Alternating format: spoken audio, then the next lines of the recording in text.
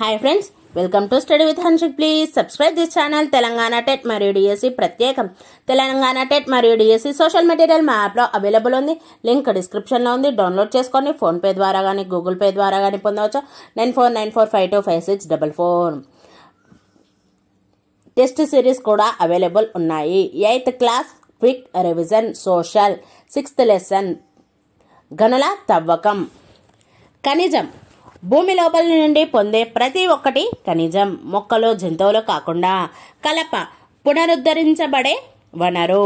బంగారం, బొగ్గు, ముడి చమురు పునరుద్ధరించడానికి వీలు లేని ఇంధనాలు. కోలార్ బంగారు గని భారతదేశంలో ఏకైక బంగారు గని. ఇనుపధాతు హెమటైట్ మరియు మాగ్నటైట్ ఇనుపధాతు నిల్వలు తెలంగాణలో లభిస్తున్నాయి. వీటిని ఉక్కు, ఫెలిటైజేషన్, స్పాంజ్ ఐరన్, పిగ్ ఐరన్ పరిశ్రమల్లో ఉపయోగిస్తారు. ఇవి జపాన్కు ఎగుమతి అవుతున్నాయి. మైకా మెరిసే ఖనిజం సన్నటి పొరలలో లభ్యమవుతుంది. ఇది విద్యుత్ నిరోధకం. విద్యుత్, ఎలక్ట్రానిక్ పరిశ్రమల్లో విస్తృతంగా ఉపయోగిస్తారు. సున్నపు రాయిని ఉపయోగించే పరిశ్రమలు సిమెంట్, కార్బైడ్, ఇనుము, ఉక్కు, సోడా యాష్, రసాయనాలు, కాగితం, ఎరువులు, గాజు పరిశ్రమలు. గ్రానైట్ కోత మరియు పాలిష్ పరిశ్రమల్లో అలంకరణకు ఉపయోగిస్తారు. స్మారక కట్టడాలలో ఉపయోగిస్తారు. నేలను నునుపు చేసే సామానులలో ఉపయోగిస్తారు. మాంగనీస్ ఉపయోగం పొటాషియం పర్మాంగనేట్, ఇనుము, మిశ్రమ లోహాలు, ఇనుము, ఉక్కు, బ్యాటరీలు, రసాయనాలు, పింగాణి, గాజు పరిశ్రమల్లో ఉపయోగిస్తారు. బెరైటీస్ కొన్ని ఖనిజాల సమూహం. వీటి నుండి వెలికితీసే మూలకం బేరియం. పారిశ్రామిక, వైద్య అవసరాల కోసం ఉపయోగించేది బేరియం. ముడి చమురు సహజ వాయువుల కోసం చాలా లోతుగా తవ్వడానికి కూడా బెరైటీస్ ఉపయోగిస్తారు. బేరియం బెరైటీస్ నుండి వెలికితీసే మూలకం. ఫెల్డ్ స్పార్ గాజు, సెరామిక్ వస్తువులు తయారీకి ముడిసరుకుగా ఉపయోగపడుతుంది. బయ్యారం రిజర్వు అడవులు. మధ్య రకం ఇనుప నిక్షేపాలు అక్కడక్కడ విస్తరించి ఉన్నాయి. ఖమ్మం, భద్రాద్రి జిల్లాలో రెవెన్యూ మరియు పట్టా భూములలో ఫ్లోట్ ఐరన్ నిల్వలున్నాయి. నిజామాబాద్, పెద్దపల్లి, వరంగల్ తక్కువ రకం ఇనుప ధాతు నిల్వలు అక్కడక్కడ విస్తరించి ఉన్నాయి. టాన్ బ్రౌన్ గ్రానైట్ నిల్వలు. కరీంనగర్ జిల్లాలోని ప్రత్యేకత కలిగిన ఈ టాన్ బ్రౌన్ గ్రానైట్ ప్రైవేటు రంగాల ద్వారా పెద్ద మొత్తంలో ఎగుమతి చేయబడుతున్నాయి. పాలరాయి ఎరుపు లేదా గోధుమ రంగుల నిష్పత్తి స్థాయి ఆధారంగా చైనా మరియు ఆగ్నేయాసియా దేశాలకు ఎక్కువగా ఎగుమతి చేయబడుతుంది. తాండూర్ నీలి సున్నపు రాయి బండలు వికారాబాద్ జిల్లాలో లభిస్తున్నాయి. దక్షిణ భారతదేశంలోనే అత్యధికంగా గచ్చుకు ఉపయోగపడుతున్నాయి. లంబాపురం మరియు ఎల్లాపురం గ్రామాలు ఇవి నల్గొండ జిల్లాలో ఉన్నాయి. ఇక్కడ 11 మిలియన్ టన్నుల యురేనియం నిల్వలు ఉన్నాయి. తెలంగాణ దక్షిణ భారతదేశం మొత్తంలో తెలంగాణ మాత్రమే అత్యధిక బొగ్గు నిల్వలు కలిగి ఉంది. SCCL Singareni collieries company limited మొదట 1886లో ఒక ప్రైవేటు బ్రిటిష్ కంపెనీ నెలకొల్పింది. ఇది బొగ్గును వెలికి తీస్తుంది. 1920లో ఈ కంపెనీని నిజాం కొన్నాడు.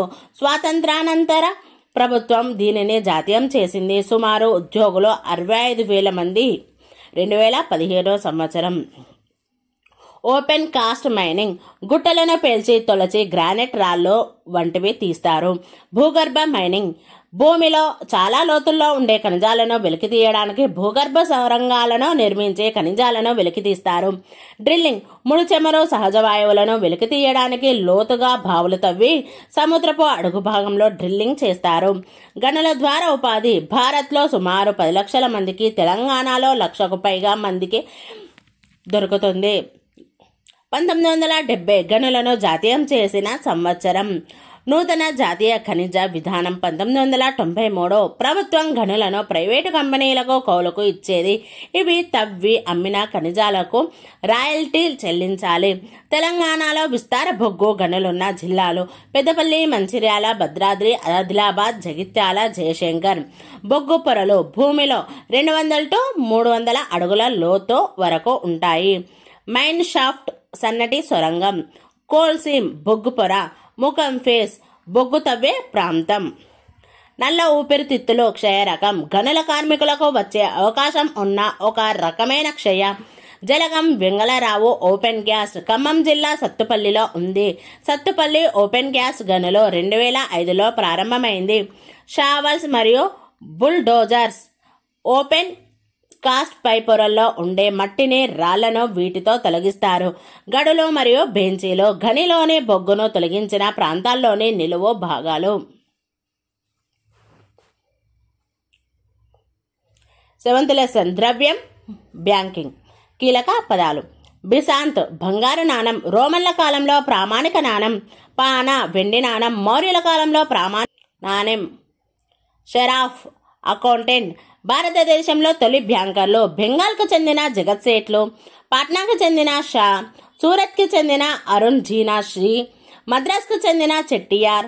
వీరి రసీదులను, హుండీలనే కాగితపు డబ్బులను దేశమంతటా విదేశాలలో కూడా అంగీకరించేవారు. ఆమ్స్టర్డామ్ 1606లో యూరప్లో ప్రధాన వాణిజ్య కేంద్రం. ఇక్కడ మార్పిడి కోసం 846 రకాల బంగారు వెండి నాణాలు ఉండేవి. PMJDY 2014 August. ప్రధానమంత్రి జన్ ధన్ యోజన 2014 ఆగస్టులో ప్రారంభమైంది. పేద ప్రజలందరికీ జీరో బ్యాలెన్స్తో బ్యాంకు ఖాతాలు తెరవడం ఉద్దేశం. ₹1,00,000 వరకు ప్రమాద బీమాను రూపే కార్డు ద్వారా ఇస్తుంది. ఓవర్ డ్రాఫ్టింగ్ సదుపాయాన్ని అందిస్తుంది. KYC know your customer.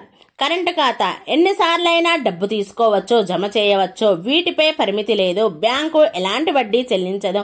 అదనంగా సేవా రుసుము వసూలు చేస్తుంది. రికవరింగ్ డిపాజిట్లపై వడ్డీ ఫిక్స్డ్ డిపాజిట్ల మీద ఇచ్చే వడ్డీ కంటే తక్కువ. క్రాస్ చెక్ ఎడమవైపు పై భాగంలో 2 సమాంతర రేఖలు గీయటంను చెక్కును క్రాస్ చేయడం అంటారు. చెల్లింపులు ఖాతాదారుని అకౌంట్లో మాత్రమే జమ చేస్తారు, నగదు రూపంలో చెల్లించరు. EMI equated monthly instalment. ATM automated teller మిషన్లు. డిజిటల్ చెల్లింపు విధానాలు. NEFT national electronic funds transfer. ఒక వ్యక్తి లేదా సంస్థ తమ ఖాతా నుండి మరొక ఖాతాకు ఎంత ద్రవ్యాన్నైనా బదిలీ చేయవచ్చు.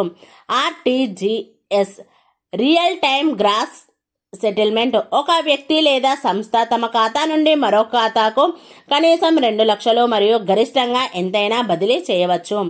IMPS immediate payment service. ఒక వ్యక్తి లేదా సంస్థ తన ఖాతా నుండి మరొక ఖాతాకు మొబైల్ ద్వారా ఇంటర్నెట్ బ్యాంకింగ్ లేదా ATM ద్వారా తక్షణం బదిలీ చేయవచ్చు. ఖాతాదారులు ఈ సౌకర్యం కోసం తమ మొబైల్ నంబర్ను బ్యాంకు ఖాతాకు లింక్ చేసుకోవాలి. ఖాతాదారులు ఈ సేవను సంవత్సరం పొడవునా బ్యాంకు సెలవుల్లో కూడా వినియోగించవచ్చు. UPI unified payment interface. ఈ విధానం ద్వారా ద్రవ్యం బదిలీ చేయడానికి ద్రవ్యం పొందాల్సిన వారి పేరు, వారి ఖాతా సంఖ్య మరియు బ్యాంకు IFSC కోడ్ అవసరం లేదు. వారి వర్చువల్ పేమెంట్ అడ్రస్ కానీ లేదా ఆధార్ కార్డు నెంబర్ ఉంటే చాలు. BHMI Bharat interface for money అనే యాప్ ద్వారా UPI విధానాన్ని వాడుతూ తేలికగా మరియు త్వరగా చెల్లింపుల లావాదేవీలు చేయవచ్చు. USSD unstructured supplementary service data. చిన్న మొత్తంలో ద్రవ్యం లావాదేవీలు మొబైల్ బ్యాంకింగ్ సహాయంతో చేయవచ్చు. ఈ సౌకర్యాన్ని అన్ని రకాల మొబైల్ ద్వారా పొందవచ్చు. దీని ద్వారా IFSC కోడ్ మరియు ఇంటర్నెట్ అవసరం లేకుండా కూడా లావాదేవీలు చేయవచ్చు. RUPEY ద్రవ్య చెల్లింపులు డెబిట్ లేదా క్రెడిట్ కార్డుల ద్వారా చేయవచ్చు. ఖాతాదారుల అవసరాన్ని తీర్చడం కోసం national payments corporation of India తక్కువ ఖర్చు మరియు భద్రత వంటి అనేక సదుపాయాలను కల్పిస్తూ రూపే కార్డులను ప్రారంభించింది. ప్రధానమంత్రి జన్ ధన్ యోజన పథకంలోని ప్రతి ఖాతాదారుడు కూడా రూపే కార్డులు పొందడానికి అర్హులు. IFSC Indian financial system code. ప్రతి బ్యాంకు ప్రత్యేక 11 అంకెల సంఖ్యను కలిగి ఉంటుంది. మొదటి 4 అంకెలు బ్యాంకు కోడ్ మరియు మిగిలిన అంకెలు శాఖ బ్యాంక్ బ్రాంచ్ యొక్క కోడ్ను తెలుపుతాయి. 8th లెసన్ జీవనోపాధిలో సాంకేతిక విజ్ఞాన ప్రభావం. కీలక పదాలు: సాంకేతిక విజ్ఞానం, ఏదైనా జ్ఞానాన్ని రోజువారీ జీవిత అవసరాలకు ఉపయోగించడం. ఆవిష్కరణ, ఒక కొత్త యంత్రాన్ని లేదా ఉత్పత్తి విధానాన్ని తొలిసారిగా కనుగొనడం. హెన్రీ ఫోర్డ్ అమెరికాలో కార్ల ఉత్పత్తిని వేగవంతం చేయడానికి అసెంబ్లీ లైన్ విధానాన్ని ప్రవేశపెట్టాడు. 1990 కాలం 21వ శతాబ్దపు ప్రారంభం. రైతులు ప్రతి సంవత్సరం 200 మిలియన్ టన్నుల ఆహార ధాన్యాలను ఉత్పత్తి చేశారు. వరి కోత యంత్రం మరియు లేదా కంబైన్డ్ హార్వెస్టర్ వరిని కోస్తుంది, ధాన్యం నూర్పిడిని చేస్తుంది, పోత పోసి గింజ పొల్లును వేరు చేస్తుంది. ఈ 3 పనులను చేయడం వల్ల దీనిని కంబైన్ హార్వెస్టర్ అంటారు. ఆంధ్రప్రదేశ్, ఒడిశా తీర ప్రాంతాలలో వాతావరణ అనిశ్చితిని ఎదుర్కోవడానికి సహాయపడుతుంది. 1 గంటలో 1 ఎకరం వరిని కోయవచ్చు. 10 కోట్ల మంది వస్త్ర పరిశ్రమలో వివిధ భాగాలలో పనిచేస్తున్న వారు. వస్త్ర పరిశ్రమ వ్యవసాయం తర్వాత ఎక్కువ మందికి ఉపాధి కల్పిస్తుంది. మరమగ్గాలు 1940లలో 40,000 మాత్రమే ఉండేవి. మరమగ్గం కేంద్రాలు తమిళనాడు, మహారాష్ట్ర, గుజరాత్లలో ఎక్కువగా ఉన్నాయి. 50,000 తెలంగాణ మరియు ఆంధ్రప్రదేశ్లలో 50,000 మరమగ్గాలు ఉన్నాయి. మరమగ్గాలలో ఉపాధి 60 లక్షల మందికి ఉపాధి లభిస్తుంది. 1995 మొదటిసారి మొబైల్ ఫోన్లు అందుబాటులోకి వచ్చాయి. 1990 కాలంలో 21వ శతాబ్దపు ప్రారంభంలో రైతులు ప్రతి సంవత్సరం 200 మిలియన్ టన్నుల ఆహార ధాన్యాలను ఉత్పత్తి చేశారు. భారతదేశంలో ఆహార ధాన్యాల ఉత్పత్తి మిలియన్ టన్నులలో. కాలం ఉత్పత్తి 1961 నుండి 75 101, 1976 నుండి 90 157, 1991 నుండి 2009 229.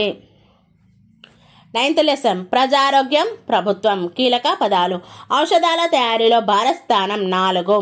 అత్యధికంగా వైద్య కళాశాలలో భారతదేశంలో ఉన్నాయి. ప్రతి సంవత్సరం అర్హత పొందుతున్న డాక్టర్లు 15,000. ASHA accredited social health activist. ఉపకేంద్రం కింద ఉండే ప్రజలు 5,000. MPHA multipurpose health assistants. Anganwadi కేంద్రం చిన్నపిల్లలకు పోషకాహారంతో పాటు టీకాలు కూడా అందిస్తారు. PHC ప్రైమరీ హెల్త్ సెంటర్ లేదా ప్రాథమిక ఆరోగ్య కేంద్రం. దీని కింద 30,000 జనాభా ఉంటుంది. ప్రజా ఆరోగ్య కేంద్రం. ప్రతి 4-5 ప్రాథమిక ఆరోగ్య కేంద్రాలకు ఒక కేంద్రం ఉంటుంది. ఇది 30 పడకల ఆసుపత్రి. ప్రాంతీయ ఆసుపత్రి డివిజన్ స్థాయిలో 100 పడకలతో ఉంటుంది. 108 వాహన సేవలో అత్యవసర సమయాల్లో ప్రథమ చికిత్స అందిస్తుంది. తదుపరి వైద్య సేవల నిమిత్తం దగ్గరలోని ఆసుపత్రికి చేరుస్తుంది. 104 వాహన సేవలో ఆరోగ్య సిబ్బంది మందులతో సహా ప్రతి గ్రామానికి నెల వెళ్లి పరీక్షలు జరిపి ఉచిత మందులు ఇస్తారు. ఉమ్మడి ఆంధ్రప్రదేశ్ మానవ అభివృద్ధి నివేదిక 2007. 5 సంవత్సరాల లోపు పిల్లల్లో వయసుకి తగ్గ బరువు లేని వాళ్ళు 33% ఉన్నారు. పోషకాహారానికి గురవుతున్న వారి శాతం 31%, మహిళలు 25%, పురుషులు. ఆయుష్ శాఖ ఆయుర్వేద, హోమియోపతి, సిద్ధ, యునాని మొదలైన వాటిపై పరిశోధనలు చేస్తుంది. RMP registered medical practitioners. సంవత్సరం ఆసుపత్రులు 1950 2,717, 1991 11,174, 2000 18,218. 10th లెసన్ బ్రిటిష్ నిజాముల పాలనలో భూస్వాములు, కౌలుదారులు. కీలక పదాలు: గడీలు చిన్న కోటల మాదిరిగా ఉండే ఇల్లు, కోటల్లాంటి పెద్ద ఇల్లు. ఖుద్ కాస్త్ జమీందారులకు సొంత భూమి ఉండేది. వీటిని ఖుద్ కాస్త్ అంటే సొంతంగా సాగు చేసుకునే భూములు అంటారు. శాశ్వత శిస్తు ఒప్పందం 1793లో ప్రవేశపెట్టబడింది. కార్న్వాలిస్ గవర్నర్ జనరల్ శిస్తులను వసూలు చేసే అధికారం జమీందారులకు ఇవ్వబడింది. శిస్తులో 90% వాటా బ్రిటిష్ ప్రభుత్వానికి, 10% వాటా జమీందారులకు ఉంటుంది. రైత్వారీ పద్ధతి. శిస్తును 20-30 సంవత్సరాలకు ఒకసారి నిర్ణయిస్తారు. శిస్తుని చాలా ఎక్కువగా నిర్ణయించారు. సీడెడ్ జిల్లాలు బళ్ళారి, అనంతపురం, కడప, కర్నూలు. ఈ ప్రాంతాన్ని రాయలసీమ అంటారు. నిజాం వీటిని బ్రిటిష్ వారికి అప్పగించాడు. థామస్ మన్రో 1800 నవంబర్లో సీడెడ్ జిల్లాలకు ప్రధాన కలెక్టర్గా నియమితుడయ్యాడు. 8 మంది పాలెగార్లు. సీడెడ్ జిల్లాలు 8 మంది పాలెగార్ల పాలనలో అరాచకంగా ఉండేవి. మన్రో వీరిని అణచివేసి ఇక్కడ శాంతి భద్రతలను నెలకొల్పాడు. రైత్వారీ స్థిరీకరణ. థామస్ మన్రో రైత్వారీ స్థిరీకరణను దక్షిణ, పశ్చిమ భారతదేశాలలో ప్రవేశపెట్టాడు. రైత్వారీ రైతులకు సాగు హక్కు ఇవ్వటం. 1801-2 రైతులకు మన్రో అప్పులు ఇప్పించాడు. 1849 సర్ ఆర్థర్ కాటన్ కృషి వల్ల ధవళేశ్వరం వద్ద గోదావరి నదిపై ఆనకట్ట నిర్మాణం పూర్తయింది. 1853 లేదా 1854 విజయవాడ వద్ద కృష్ణానదిపై ఆనకట్ట కట్టారు. నోట్ 6వ తరగతిలోనే 1853 అని ఉంది. కర్నూలు, కడప కాలువలు రాయలసీమలోని మెట్ట భూములకు నీళ్లు అందించడానికి 1857 తర్వాత నిర్మించారు. 1861-65 అమెరికాలో అంతర్యుద్ధం. 1865-66 గంజాం కరువు. 1878 నివేదిక. 1878లో వెలువడిన ప్రభుత్వ నివేదికల రైతుల దీనస్థితిని గురించి తెలియజేస్తుంది. హైదరాబాద్ 6535 గ్రామాలతో 1500 జాగీర్లు ఉండేది. 497 గ్రామాలతో 14 సంస్థానాలు ఉండేవి. సర్ఫ్ ఏ కాస్ నిజాం సొంత జాగీరు. ఈ జాగీరు కింద 1400 గ్రామాలు ఉండేవి. రుసుం పాత భూస్వాములకు నష్టపరిహారంగా ఇచ్చే వార్షిక మొత్తాలు. 19-20 శతాబ్దాలు ఆంధ్ర ప్రాంతం తీవ్ర కరువులతో కుదేలైంది. 19వ శతాబ్దపు తొలి సగం దేశ్ముఖ్ల ద్వారా సాధ్యమైనంత ఎక్కువ భూమి శిస్తును వసూలు చేయడానికి ప్రయత్నించడం వల్ల వ్యవసాయం కుంటుపడింది. 19వ శతాబ్దం ద్వితీయార్థం 11 కరువులు వచ్చాయి. 1920-22 అవధ్ ఉత్తరప్రదేశ్ ప్రాంతంలో అక్రమంగా డబ్బులు వసూలు చేస్తున్న జమీందారులకు వ్యతిరేకంగా రైతులు పెద్ద ఎత్తున ప్రదర్శనలు నిర్వహించారు. 19వ శతాబ్దం రైతాంగ ఉద్యమాలు తిరుగుబాటు రూపం తీసుకున్నాయి. 20వ శతాబ్దం రైతులు పెద్ద ఎత్తున జాతీయ ఉద్యమ శ్రేణుల్లో చేర్చారు. 11వ లెసన్ జాతీయోద్యమం తొలి దశ 1885-1918. కీలక సమాచారం. 19వ శతాబ్దం అంతిమ దశ కలకత్తా, మద్రాస్, బొంబాయి వంటి పెద్ద నగరాలలో ఆంగ్ల విద్యా వ్యాప్తి.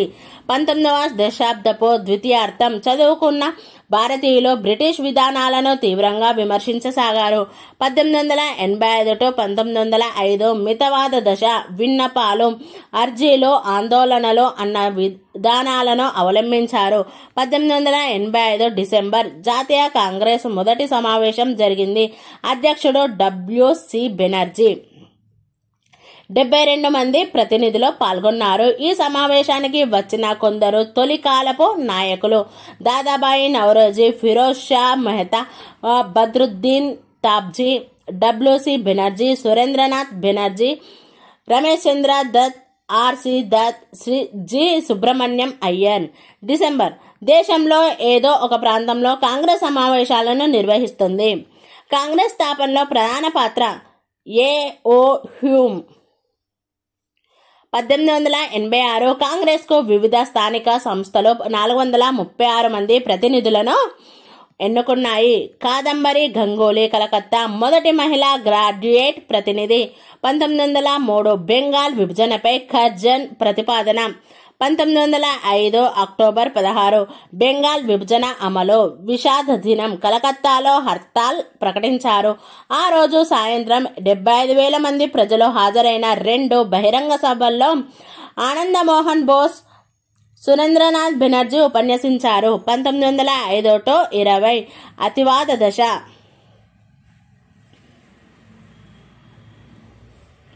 అతివాద నాయకులు లాలా లజపతిరాయ్, బాల Gangadhar Tilak, Bipin Chanderpaul. Bengal chemical works Prafulla Chandra Ray, P.C. రే స్థాపించారు. తిలక్ నినాదం. స్వరాజ్యం నా జన్మ హక్కు, దానిని సాధించి తీరుతాను. 1907 సూరత్ సమావేశం, కాంగ్రెస్ రెండుగా చీలింది. 1916 లక్నో ఒప్పందం, కాంగ్రెస్లోని రెండు వర్గాలు తిరిగి ఏకమయ్యాయి. 1915 తిలక్ జైలు నుండి తిరిగి వచ్చాడు. హోమ్ రూల్ ఉద్యమం, తిలక్, అనిబిసెంట్ కలిసి స్థాపించారు. 1914 1918 మొదటి ప్రపంచ యుద్ధం, బ్రిటన్, ఫ్రాన్స్, రష్యా ఒకవైపు, జర్మనీ దాని మిత్ర దేశాలు మరొక వైపు ఉన్నాయి. ఈ యుద్ధం 5 ఏళ్ల పాటు జరిగింది. అంతిమంగా జర్మనీ ఓడిపోయింది. కృష్ణపత్రిక 1902లో మచిలీపట్నంలో స్థాపించారు. స్థాపకులలో ఒకరు ముట్నూరి కృష్ణారావు. 1902లో కృష్ణపత్రికలో ఉపసంపాదకుడిగా చేరారు. 1907లో సంపాదకుడై 1945లో చనిపోయే వరకు దీనికోసం పనిచేశారు.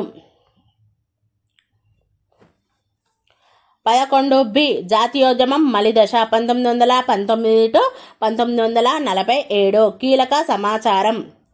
20వ శతాబ్దం ఆరంభం, భారతదేశంలో మతతత్వ సంస్థలు పుట్టుకొచ్చాయి. 1906 ఢాకాలో ముస్లిం భూస్వాములు, నవాబులు అఖిల భారత ముస్లిం లీగ్ను ఏర్పాటు చేశారు. ఇది బెంగాల్ విభజనను సమర్థించింది. 1915 హిందూ మహాసభ ఏర్పాటు, హిందువులను ఏకం చేసే ఉద్దేశంతో, ఇతర మతాలకు మారిన వాళ్లను తిరిగి హిందువులుగా మార్చే ఉద్దేశంతో ఏర్పడింది. దీనికి నేతృత్వం వహించినది మదన్ మోహన్ మాలవీయ వంటి నాయకులు. భారతదేశంలో ముస్లిం లీగ్ ఇతర మత బృందాలకు జవాబుగా ఏర్పాటు చేశారు. 1915 గాంధీజీ దక్షిణాఫ్రికా నుండి భారత్ రాక. 1917 చంపారన్ ఆందోళన. 1918 ఖేడా నిరసనలు.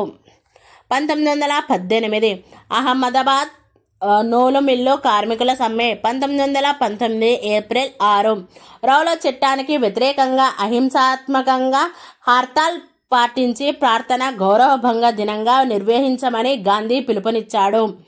అనేక ప్రదర్శనలు, హర్తాళ్లు జరిగాయి. 1919 ఏప్రిల్ 13 అమృత్సర్లో జలియన్ వాలాబాగ్ మారణకాండ. ఖిలాఫత్ ఆందోళన నాయకత్వం మహమ్మద్ అలీ షౌకత్ అలీ. 1920 నాగపూర్ సమావేశం, గాంధీ కాంగ్రెస్ నాయకుడిగా గుర్తింపబడ్డాడు. శాంతియుత చట్టబద్ధ మార్గాల ద్వారా స్వరాజ్యం సాధించడంగా కాంగ్రెస్ పేర్కొంది. 1921-22 సహాయ నిరాకరణ ఉద్యమం ఊపందుకుంది. 1920-22 విదేశీ వస్త్ర దిగుమతి గణనీయంగా తగ్గిపోయింది. చెరాక మలిదశలో చెరాకాను స్వదేశీ శివనంగా గాంధీ ఎన్నుకున్నారు. చీరాల పేరాల ఉద్యమం దుగ్గిరాల గోపాలకృష్ణయ్య నాయకత్వంలో జరిగింది. అటవీ సత్యాగ్రహం గుంటూరు జిల్లా పల్నాటి తాలూకాలో, కడప జిల్లా రాయచోటి తాలూకాలోనూ జరిగింది. 1922 చౌరీ చౌరా ఘటనలో 22 మంది పోలీసులు చనిపోయారు. 1930 మార్చి 12 అహ్మదాబాద్లోని సబర్మతి ఆశ్రమం నుండి దండి వరకు యాత్ర మొదలు పెట్టాలని గాంధీ నిర్ణయం తీసుకున్నాడు. దండి యాత్ర 78 మంది అనుచరులతో గాంధీ సబర్మతి ఆశ్రమం నుండి దండి వరకు ఉన్న 375 కిలోమీటర్ల దూరాన్ని 24 రోజులలో నడిచారు.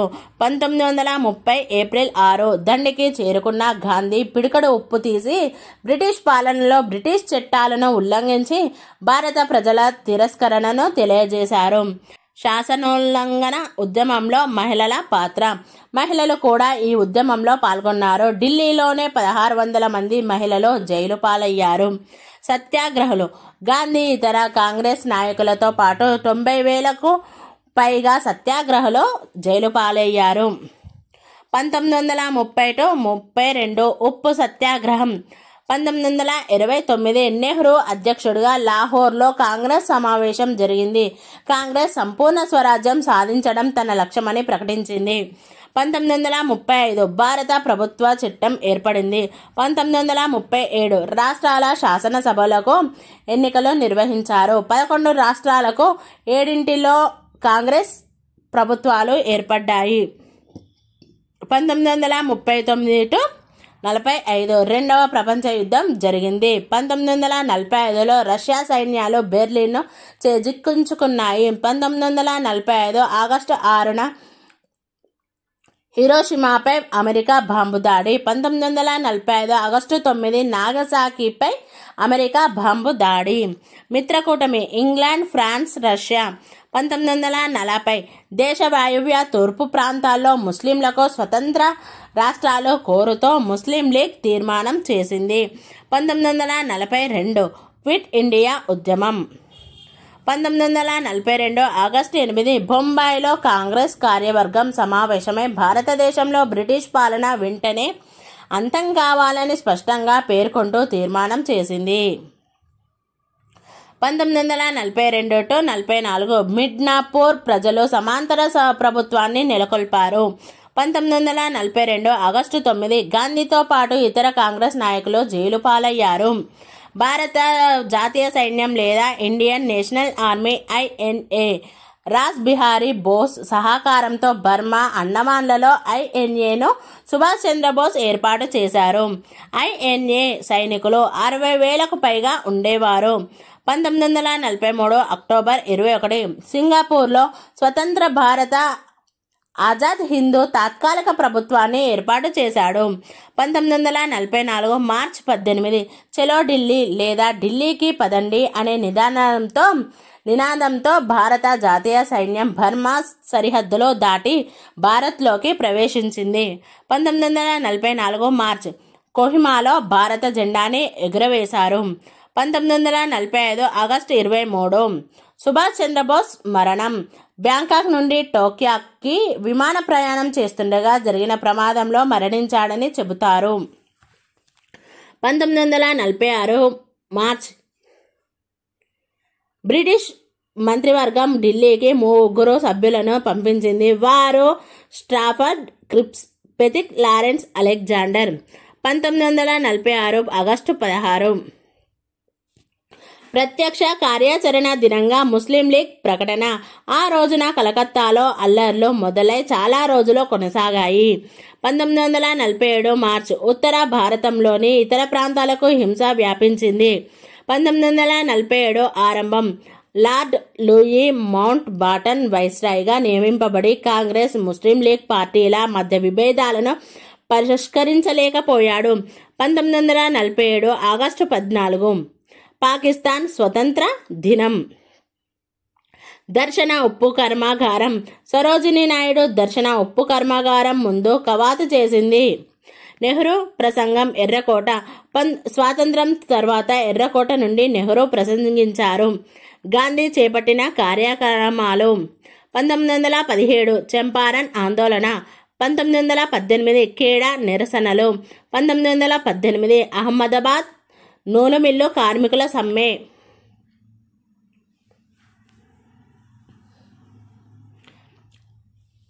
12వ లెసన్ హైదరాబాదు రాష్ట్రంలో స్వాతంత్రోద్యమం. కీలక పదాలు. రెసిడెంట్ రాజ్యాలపై నిఘా ఉంచడానికి బ్రిటిష్ ప్రభుత్వం ఏర్పాటు చేసిన పదవి. హైదరాబాదు రాష్ట్రంలోని భాషలు మరాఠీ, కన్నడం, తెలుగు, డెక్కనీ, ఉర్దూ. ముల్లా అబ్దుల్ కయ్యూమ్ కాంగ్రెస్ ప్రధాన మద్దతుదారు. రాచరిక కుటుంబాల్ని విమర్శిస్తూ వాళ్ళకిచ్చిన ప్రత్యేక సదుపాయాలను వ్యతిరేకించేవాడు. అంజుమన్ ఏ మారెఫ్ ముల్లా అబ్దుల్ కయ్యూమ్ స్థాపకుడు. ప్రజల మేతో ఆర్థిక జీవన విధానాలను మెరుగుపరచడానికి స్థాపించబడింది. జాతీయతావాదాన్ని ప్రచారం చేసిన దినపత్రికలు. హైదరాబాద్ రాష్ట్రంలో జాతీయతావాదాన్ని ప్రచారం చేసిన పత్రికలు హైదరాబాదు టెలిగ్రాఫ్, డెక్కన్ స్టాండర్డ్, ముస్లిం ఈ సఫిక్. 1892 హైదరాబాద్లో ఆర్య సమాజ్ ఏర్పడింది. తెలంగాణ ముఖ్య సంస్థానాలు వనపర్తి, గద్వాల్, కొల్లాపూర్, ఆత్మకూర్, దోమకొండ, సిర్నపల్లి, పాల్వంచ, అల్లాదుర్గం. మీర్ ఉస్మాన్ అలీ ఖాన్ కాంగ్రెస్ నేతృత్వంలోని జాతీయ ఉద్యమాన్ని వ్యతిరేకించాడు. రాష్ట్రంలో రాజకీయ కార్యకలాపాలను నిషేధిస్తూ ఫర్మానాలు జారీ చేశాడు. ఫర్మానాలు, రాజాజ్ఞలు. నిజాం కోర్టు సమావేశం. ఆదిలాబాద్ జిల్లా కేసలాపూర్లో నిజాం కోర్టు సమావేశంలో హాజరైంది. ప్రజలు మరియు బ్రిటిష్ అధికారులు. నిజాం వంశస్థుల భాష డెక్కనీ ఉర్దూ. హైదరాబాదు రాష్ట్రం అధికార భాష ఉర్దూ, బోధన మాధ్యమం ఉర్దూ. 1941 నాటికి రాష్ట్రంలో విద్యావంతులు 9.3% మాత్రమే, మహిళలలో విద్యావంతులు 4.3% మాత్రమే ఉన్నారు. 1941 నాటికి అక్షరాస్యత హైదరాబాదు రాజ్యంలో 9.3%. దీంట్లో మహిళా విద్యావంతులు 4.3%. ట్రావెన్కోర్ రాజ్యం 47.7%, బరోడా 23%, మైసూర్ రాజ్యం 12.2%. సర్ ఎం విశ్వేశ్వరయ్య ప్రఖ్యాత ఇంజనీరు నిజాం సాగర్, అలీ సాగర్ వంటి పెద్ద సాగునీటి పథకాలకు రిజర్వాయర్లను రూపకల్పన చేశారు. పారిశ్రామిక ట్రస్ట్ నిధి 7వ నిజాం కోటి రూపాయలతో ఏర్పాటు చేశాడు.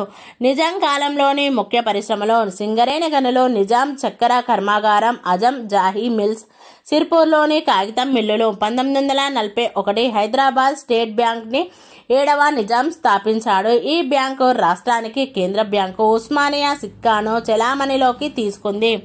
ఉస్మానియా సిక్కా హైదరాబాదు రాష్ట్ర రూపాయి. నిజాంల కాలంలో నిర్మించబడినవి ఉస్మానియా ఆసుపత్రి, ఉస్మానియా విశ్వవిద్యాలయం, హైకోర్టు, రాష్ట్ర కేంద్ర గ్రంథాలయం, యునానీ ఆసుపత్రి, జూబ్లీ హాలు, టౌన్ హాలు ప్రస్తుతం అసెంబ్లీ హాలుగా పిలువబడుతుంది. హైదరాబాదు మ్యూజియం ప్రస్తుతం రాష్ట్ర మ్యూజియంగా పిలువబడుతుంది. ఢిల్లీలోని హైదరాబాదు భవనం. 1914 పురావస్తు శాఖ ఏర్పాటు. 1901 హైదరాబాదులో శ్రీకృష్ణదేవరాయ ఆంధ్ర భాషా నిలయంను స్థాపించినది.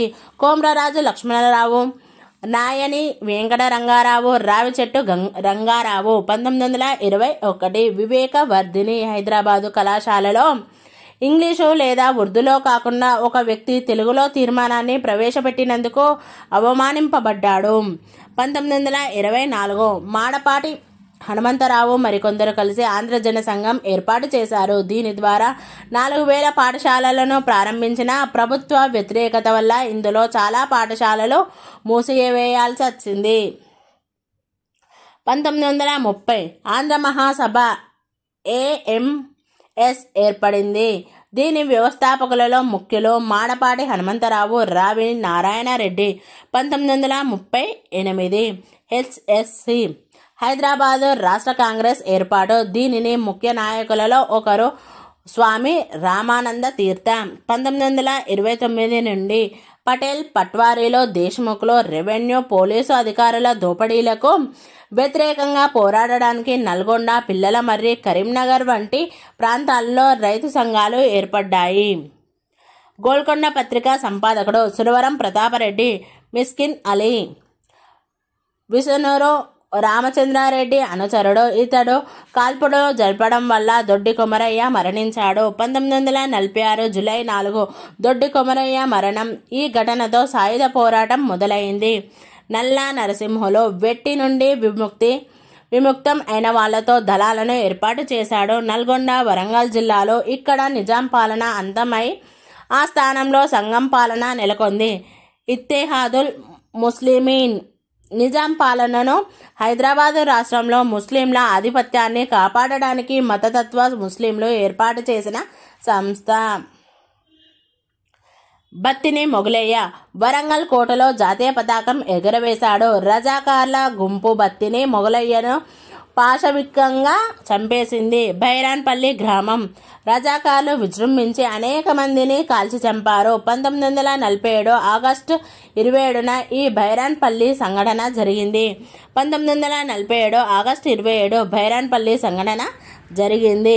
తెలంగాణ సాయుధ పోరాటం. ఈ పోరాటం 1946 టు 1951లో 4000 గ్రామికులు అమరులయ్యారు.